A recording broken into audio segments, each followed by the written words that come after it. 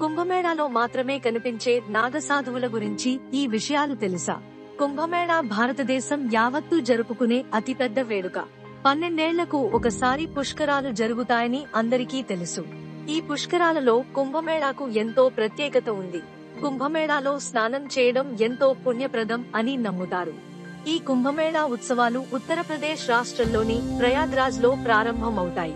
అది కూడా ఈ ఏడాది జనవరి 13వ తేదీ నుండి కుంభమేళా ఉత్సవాలు ప్రారంభమవుతాయి. సాధారణంగా కుంభమేళాలో ఆకట్టుకునేది నాగ సాధువుల ఉనికి. అప్పటి వరకు వాళ్లంతా ఎక్కడుంటారో ఏమో తెలియదు కాని కుంభమేళాలో మాత్రం ప్రత్యక్షమవుతారు. అసలు నాగ సాధువులు, అఘోరాలు కుంభమేళాకు ఎందుకు వస్తారు? వీరు దుస్తులు లేకుండా దిగంబరంగా ఎందుకు ఉంటారు? తెలుసుకుంటే, నాగ సాధువులు, అఘోరాలు కుంభమేళాలో కనిపిస్తుంటారు. వీరిది ఒక ప్రత్యేకమైన జీవనశైలి. వీరు భవబంధాలు త్యజించినవారు.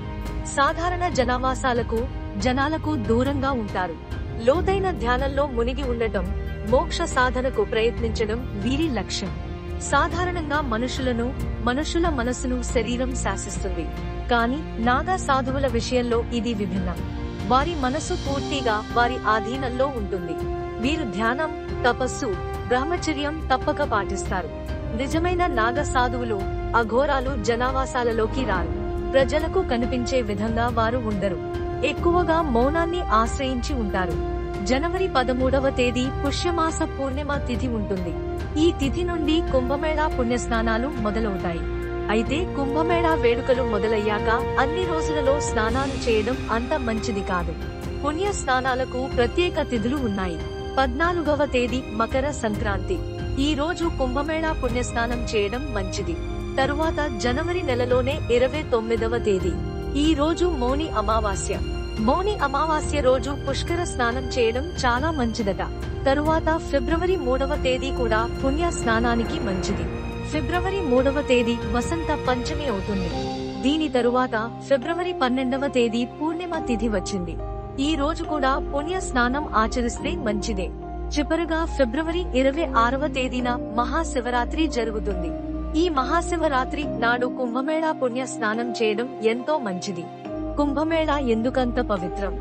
సాధారణంగా నదీ స్నానం, సముద్ర స్నానం చాలా పవిత్రమైనదిగా చెప్పబడుతుంది. కానీ కుంభమేళా సమయంలో స్నానానికి మరింత విశిష్టత ఉంది. దేవదానవులు అమృత కలశం కోసం యుద్ధం చేస్తున్నప్పుడు అమృత కలశం నుండి అమృత చుక్కలు చింది భూమి మీద పడ్డాయట.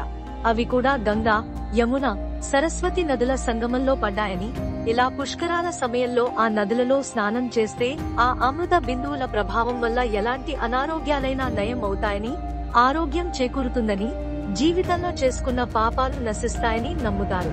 అందుకే కుంభమేళా సమయంలో ప్రయాగ క్షేత్రంలో స్నానం చేయడానికి ఎక్కడెక్కడి నుండో ప్రయాణం చేసి వెళుతుంటారు.